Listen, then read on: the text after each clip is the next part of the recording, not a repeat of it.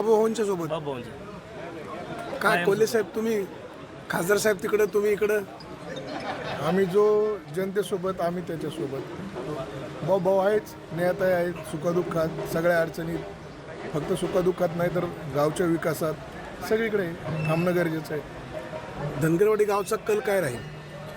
धनगरवाडी गावचा कल आता सर्वसामान्य आम्ही जे तरुण वर्ग आहे, ज्येष्ठ नागरिक आहेत, आता ते सुज्ञान नागरिक आहेत. कल आधी सांगण्यापेक्षा तो वोटिंगमधून समजेल. अशा वोटिंगमध्ये समजेल. काय बाबूभाऊंच्या पत्नीची जमेची बाजू काय? बाबूभाऊंच्या पत्नीची जमेची बाजू म्हणजे बाबूभाऊ हाच आमच्या समोर एक चेहरा आहे. जमेची बाजू म्हणण्यापेक्षा आता सर्वच उमेदवार जे आहेत ते लेडीजला आपल्याकडे आरक्षण पडलेलं आहे.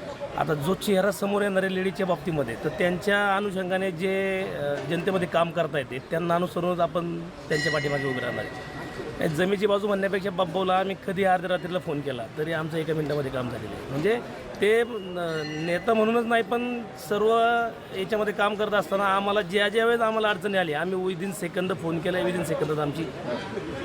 आता प्रियंका शेळके म्हणजे त्यांचं वक्तृत्व चांगलं आहे, कर्तृत्व चांगलं आहे, नेतृत्व चांगलं आहे.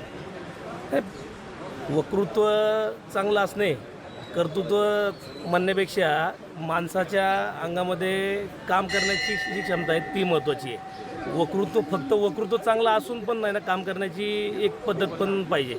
आता तुम्ही म्हणशाल की बाबा धनगरवाडीमधून तुम्ही माझ्याकडे आले, मी बाबूच्या बरोबर काय, जर लोकशाही आहे ना, ते काय लोकशाही. वक्तृत्व आणि नेतृत्व चांगलं असतं तर मग आम्ही त्यांच्याबरोबर असतो ना. म्हणजे आम्हाला जर ती जमेची बाजू वाटली असती त्यांची चांगली, मग आम्ही नारायणगावमध्ये काय.